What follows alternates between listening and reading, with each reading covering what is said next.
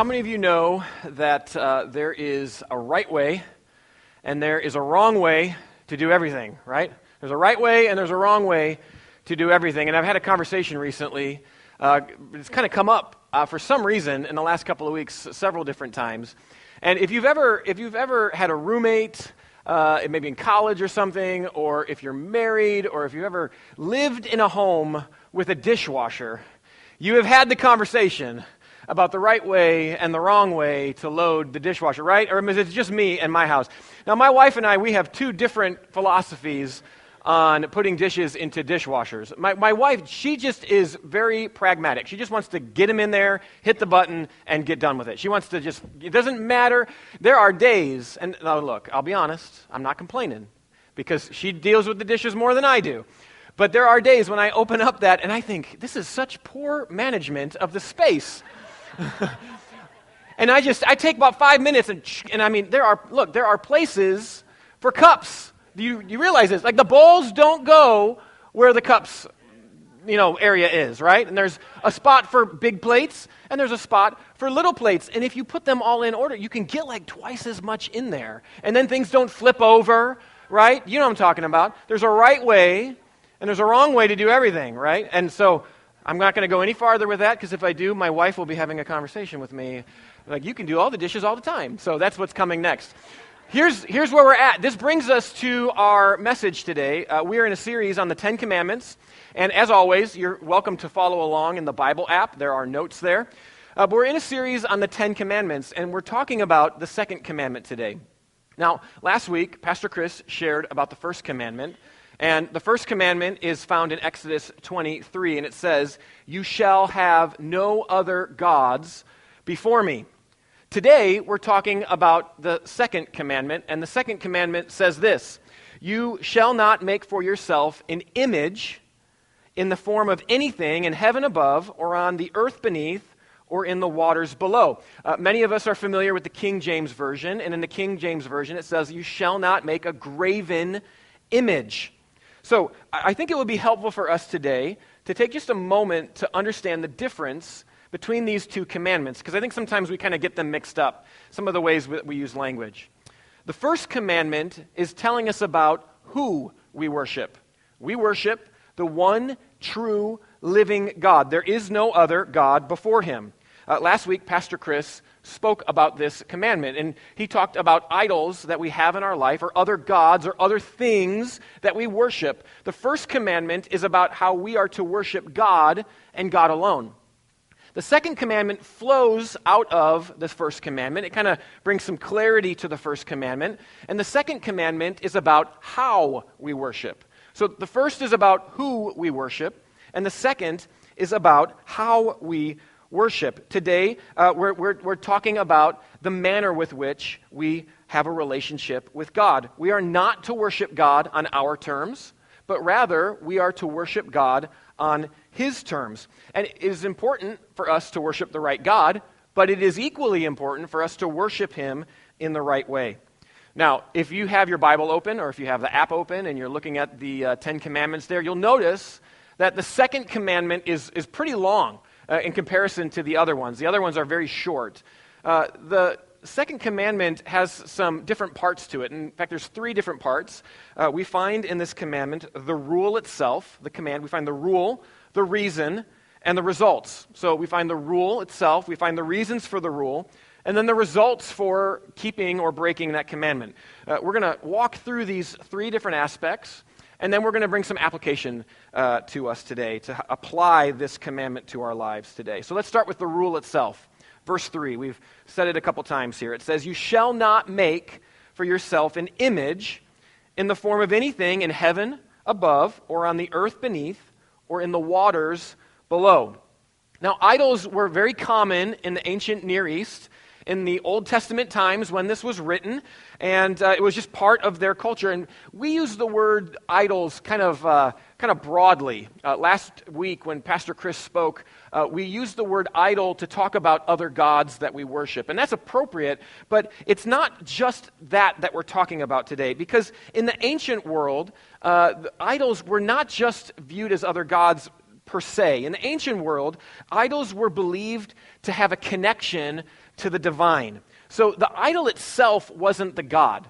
Like no one in the ancient world thought that piece of stone was a god, but rather they thought that the presence of the god that they were representing was somehow in it, or there was a conduit through that god or that idol into the spiritual realm. So it was like a tool of worship, if you will. It was a mechanism for the people to be able to worship their God. In many ways, what they did is they used the idol to manipulate the god. They would offer a sacrifice, they would pray to it, they would bow down to it, and because of this conduit of connection that they believed they had to the supernatural, what they believed is that they could then bend the will of the god to their own will. It was a means of kind of forcing the hand of God when they worshiped it. And so the use of an idol was a common use in those days, but it was also a way to kind of get control over, or to reduce the God down into an image that they could understand. So the second commandment, when we talk about worshiping, creating images, it does include this idea of images of other gods. But in many ways, we're talking about worshiping God correctly. How we worship matters nearly as much as whom we worship. And so as creator, God cannot be adequately represented by anything in his creation.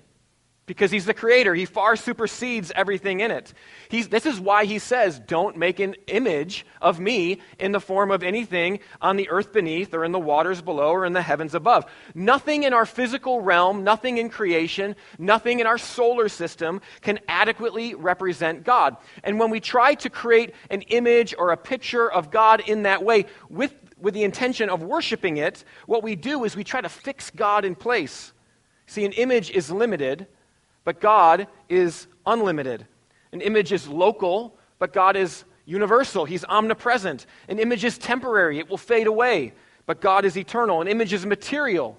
God is spiritual. We can manipulate images and change them, but God cannot be changed or moved. And so when we create a graven image, a utensil or an item to worship God with or through, what we do is we distort God, and that's the problem. It makes God into something that he is not. Now remember, the Israelites, they had just been rescued from Egypt. And Egypt had all sorts of gods. And each of these gods were represented by idols. And many of them, most of these gods, were represented in the form of animals. Horus had the head of a falcon. And Anubis had the head of a jackal. And in Egypt, any animal was fair game. But Yahweh refused to be represented in a similar fashion. So why is this? So this is the rule. Don't reduce me by creating an idol. Don't try to define me, or don't try to control me through this kind of worship that you see these other nations around you doing. That's the rule. What's the reason? The reason is love. We find it in the beginning of verse 5. It says this, "You shall not bow down to them or worship them, for I, the Lord your God, am a jealous God." Now, when we talk about jealousy today, we don't really view jealousy as a positive thing. In fact, most of the time in our modern language, when we use the word jealousy, we're talking about envy. We're talking about wanting something that isn't rightfully ours, or trying to achieve something that isn't really ours to achieve. So the idea being communicated here is really different than that. It's not an envious kind of thing. We can illustrate it this way. When you were growing up, hopefully we all learned to share. Remember that when you're in preschool or you're hanging out with kids, your parents are always telling you have to learn how to share. And there are just some things in life, in the world, that are not intended to be shared. Do you realize? Like unicycles, right?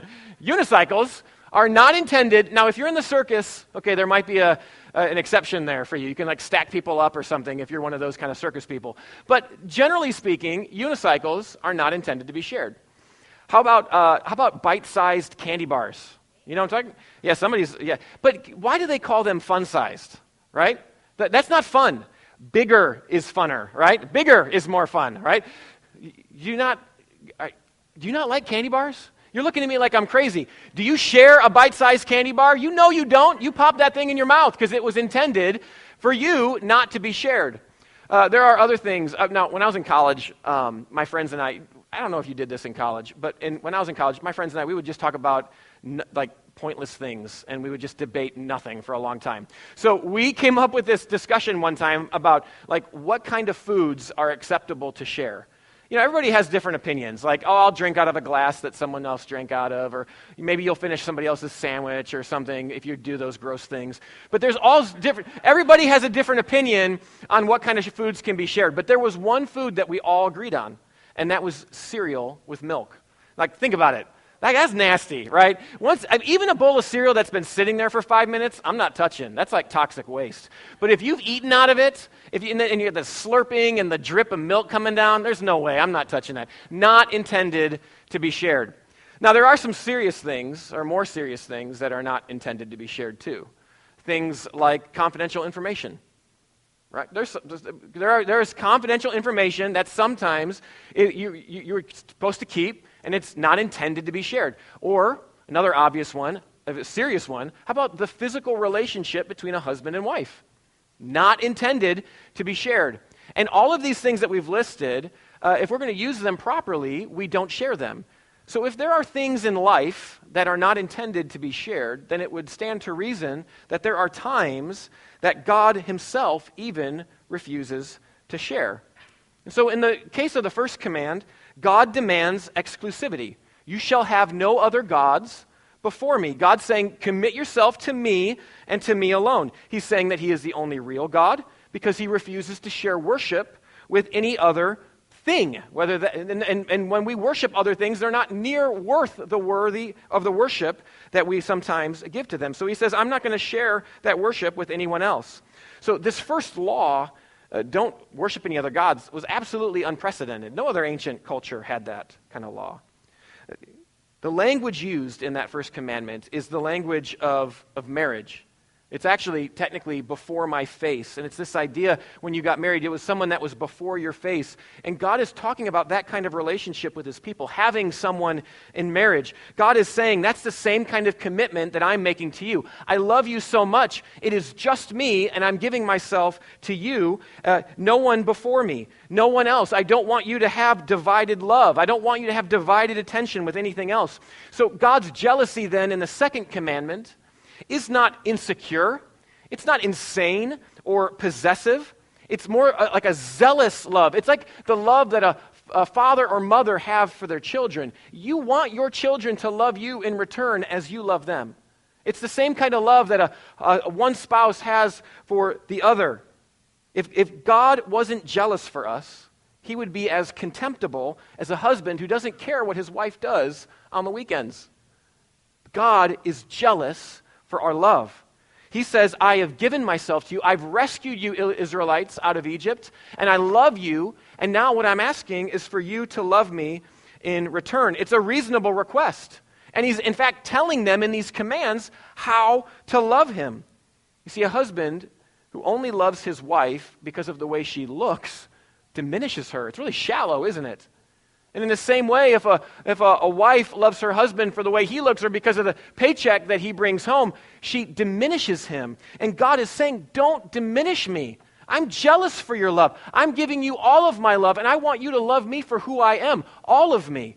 Don't pick and choose. Don't try to reduce me down into an idol or into an image. I love you, and I want you to love me in return. So the second commandment is motivated by God's love for us and his desire to be in relationship with us. So we see the rule and the reason, and then third, we see the result. And the result of obeying or not obeying this command has influence on people around us. He says, I'm a jealous God, I punishing the children for the sin of the parents to the third and fourth generation of those who hate me, but showing love to 1,000 generations of those who love me and keep my commandments.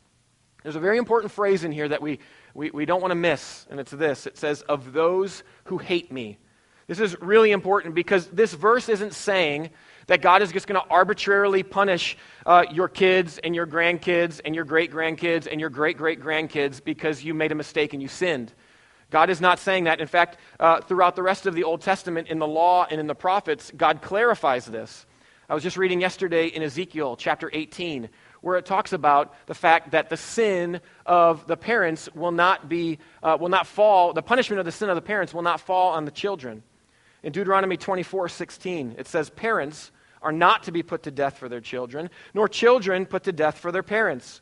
Each will die for their own sin. So God is not saying that he's going to put all this punishment, even though those other people are innocent. It's for those who hate me. And the reality is when a father or a mother, when they allow sin in their life, and when they hate God, and when they turn from him, there is consequences that happen in that family for generations. God is saying that he will allow those consequences, the ripples of that consequences, to flow and affect the generations that follow. He's warning his people about the consequences of sin. And we need to be aware of this today. There's punishment for sin. God will hold us responsible, and he'll allow those effects to ripple out through all generations, or through several generations. And now while that might seem like bad news, there is great news just after that. And that's because the promise is greater than the warning.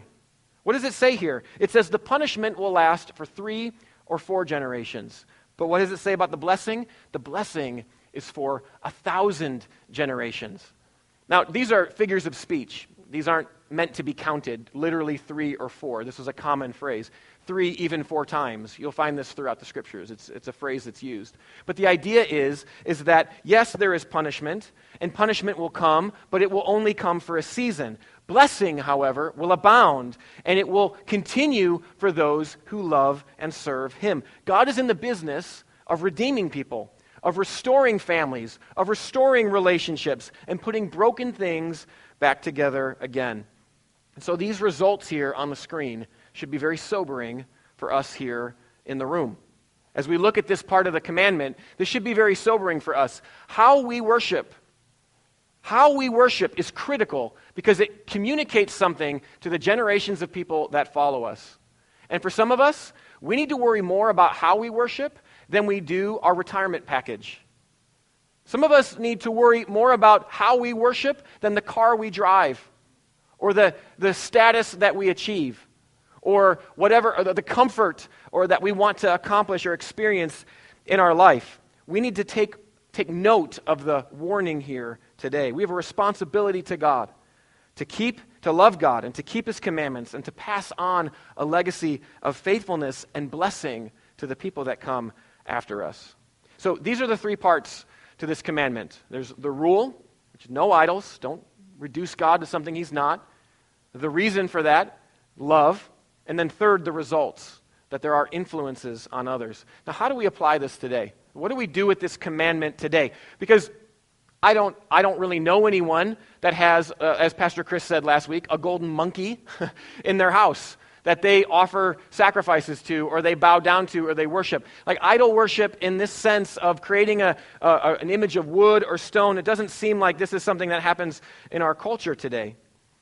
In the first message of this series, we talked about how the commandments are written very broadly. It's not like modern laws. Modern laws, we're always looking for loopholes in the wording of things. But in ancient laws, they were very broad, and they covered the actions, but they also covered a great deal of heart and mind issues as well. So it's not just the actions here, and the second commandment is no different. You know, people today may not make images out of wood or stone that they bow down to and worship, try to worship God with, but they do make images of God with their heart. And the way we apply this today is this. Instead of remaking God into our image, we need to be remade into his image. Instead of remaking God into our image, we need to be remade into his image. This is how we break the second commandment.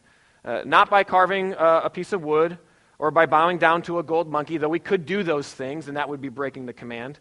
But today, in our modern world, the way we end up breaking this command is when we make God more like us instead of who he actually is. You hear this a lot in our culture. People will say things like, you know, I can't believe in a God that would send people to hell. Or God just knows my heart. He knows that I mean well, so he'll just kind of accept me with all my flaws and failures. Or people will say, you know, God just wants me to be happy, so I'm just going to do my own thing, and this feels good to me, so I'm just going to do whatever it is that makes me happy. See, the purpose of an idol was to reduce these gods down into something tangible, to be able to understand the God, to be able to manipulate the God and have power over them and to force interaction with them on human terms. And people are still doing this today. People do this all the time. People profess a belief in God, but they want to worship God on their own terms. They want to define who God is instead of God, the creator who made them, define who they are instead. People want a God that is so great that he created them and that he loves them and that he does things for them. We pray to this God and he acts on our behalf. We want a God that's great in all these ways, but we don't want a God who's great enough that'll disagree with us. And we don't want a God who's great enough that, even worse, he might offend us or he might demand something from us. People want to create God in their own image. They want a God they can handle, right? They want a God they can understand, a God that can't demand anything from them, a God that they can manipulate. And it's easy for us to kind of look out in the culture and in the world and say, oh yeah, those people, they do that. But church, Christians do this as well. We may not say or think or want to manipulate God, but in many ways we do this. So let me ask you it this way. Why are you here today? What's your motivation for being here at church today? Maybe you were dragged here. You had no choice, right? Why are you here? Are you here out of adoration or are you here out of expectation? Do you expect something from God because you came here today? Do you expect a feeling, a blessing, some sort of a spiritual experience? Do you expect God to answer your prayers because you were faithful to show up in church today? Do you think that because you came to church today that you're kind of like shoring up your reservation in heaven? Or are you here because you love God and because you love his people? Or maybe we can ask it this way. Why are you a Christian? I've met some people, they're a Christian because they want to avoid going to hell. Like praying a prayer is fire insurance for them. They don't want to go to hell. I mean, so they don't want to face punishment, so they say a prayer. But that's not a great motivation. We've been talking about the relationship that God wants to have with us in terms of marriage. What if you went up to somebody and said, I don't want to live alone. Would you marry me? That's a bad motivation, right? That's bad motivation. I don't want to be alone. Will you live? No. But what if you go up and say, I can't live without you? No, I love you, right? That's different. That's a better motivation than, I don't want to live alone. Hey, can you marry me? Some of us do that with God. I just don't want to go to hell. God says, no, I want you to love me. I'm jealous for you. I want to have a relationship with you. I'm giving myself to you. I love you. Will you love me in return? Do you worship God out of love for him? Do you follow his word because you think you're going to gain something from it? Or do you worship him? Do you follow his laws? Do you obey him because you love him and because you want to be in relationship with him? You see, in the message today, in this commandment, we saw the rule, the reason, and the results. And sometimes what we do is we get the reason and the results mixed up. And we worship God because of the results instead of for the real reason. Right? We worship God because we don't want to be punished. Like, I'm going to do all these Christian things because I don't want to go to hell. No, that's not the great motivation. The great motivation is God says, I am jealous for you, and you are mine, and I want you to know who I am, and I want to be in relationship with you. Would you please love me in return? But I am a holy God, and for you to love me, this is what it means to be in relationship with me. Our commandment today is a difficult one. But it asks this question to us. Do we worship out of expectation or adoration? Do we worship out of expectation for what God will or might do for us? Or do we worship out of adoration for what God has already done? See, some of us are just not content. We want God to do more when God has already done everything for us through the gift of his son Jesus on the cross.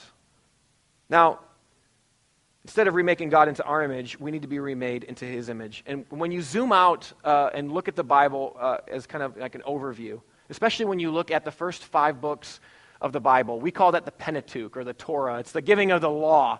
And in Exodus, God gives the law here in chapter 20. And there's a pattern that begins here, and it continues all throughout the Scripture.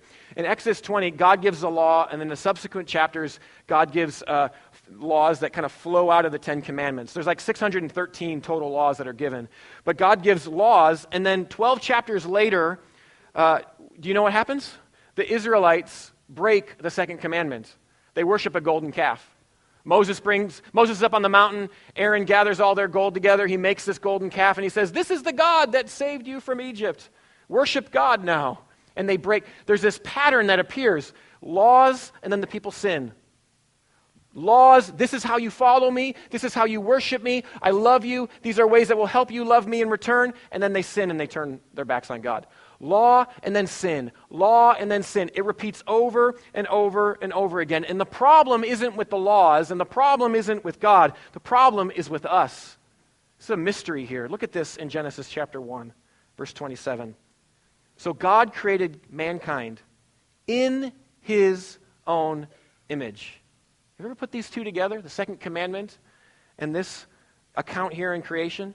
God created mankind in his own image. In the image of God he created them, male and female, he created them. Now this is a mystery of how this works. God intended for you and I to bear his image in this world. Not to make this image, but to be this image or to reflect it. But when you look around the world today, we don't see that image, do we? That's because none of us have kept the law. All of us have sinned. All of us have fallen short of God's standard. We've done the same thing that the Israelites did all throughout the Old Testament. We know God's law, yet we turn from it and sin. We see God's law, yet we turn from it and sin. Sin has marred God's image in us, and we no longer reflect that image around us. In fact, no human has successfully borne God's image, except one. Colossians 1:15, 19, and 20. The Son, Jesus, is the image of the invisible God, the firstborn over all creation. Verse 19, for God was pleased to have all his fullness dwell in him, and through him, Jesus, to reconcile to himself all things, whether things on earth or things in heaven, by making peace through his blood shed on the cross. Jesus is the perfect image of God. And God was motivated by love when he sent Jesus to us. And just like he rescued the Israelites from slavery in Egypt, he sent his son, Jesus, out of love to deliver us from our slavery to sin. God sent Jesus to repair the broken image in us. And the story of the Bible, over and over, all throughout, is that you and I are more sinful than we ever could dare imagine. But yet at that same very moment, we are more loved than we could ever dare hope. Why? Because God said, I'm going to make a way for you. I'm going to send my son Jesus to die on your behalf, to live the life that you can't live because you keep failing, to die the death that you deserve because you keep failing, all so that you could be remade into the image of God, and you didn't earn it. So how are you going to worship today? There's a right way and there's a wrong way to do everything. And when it comes to our worship, we need to make sure we're worshiping in the right way. Not out of expectation. God, I'm going to sing really good today, and then you're going to bless me this week. God, I'm going to be faithful in this, and then God, I expect that you answer my prayers. We're not going to reduce God. We're not going to manipulate him. We're going to worship him out of adoration for what he's already done for us. We worship God on his terms and not ours. We worship out of adoration, not expectation. So there's two responses for us today. And the first is this. If you're not a believer in the room today, I want to encourage you first to accept the work of Jesus and be remade into his image. The Bible says in Romans 10:9 that if you declare with your mouth Jesus is Lord and believe in your heart that God raised him from the dead, you will be saved. If you believe and you confess, if you go tell somebody and you believe in your heart, that's what it means to be in a relationship with God. And when you do that, when you accept his love, when you realize that Jesus died on your behalf, on your behalf so that you can be forgiven of your sins, when you do that, you can be remade into the image of God and begin to reflect his glory. Now, we're just a mere shadow of who God is.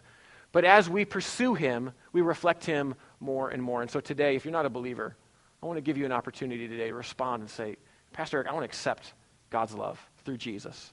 And I want to be remade into the image of God. And then second is this. Church, let's worship out of adoration, not expectation. Let's take some time today as we close in a minute here just with songs and some prayer. Can we just take some time to consider, can you evaluate and just do some inventory on your life? And are there ways where you are worshiping God out of expectation? You may need to repent today. I honestly think some of us are so steeped in works-based righteousness that we don't even realize it sometimes. We've gotten so used to doing all these things for God, we've missed out on the heart of why we even do it in the first place. And so some of us, we just need to stop and step away kind of from ourselves for a minute and kind of evaluate our lives. And we need to say, man, God, I've lost my first love. I'm doing all these good things, but I'm not doing them for the right reasons. I'm doing them to reduce you and to manipulate you. Some of us, we just need to worship today. And we're going to give you an opportunity to sing. Can we just adore God and love him for who he is? Look, if you've ever been loved greatly, what does it make you want to do? It makes you want to love greatly in return. And that's what God has done for us. Let's not worship out of expectation, but let's do it out of adoration today. Would you join with me in prayer?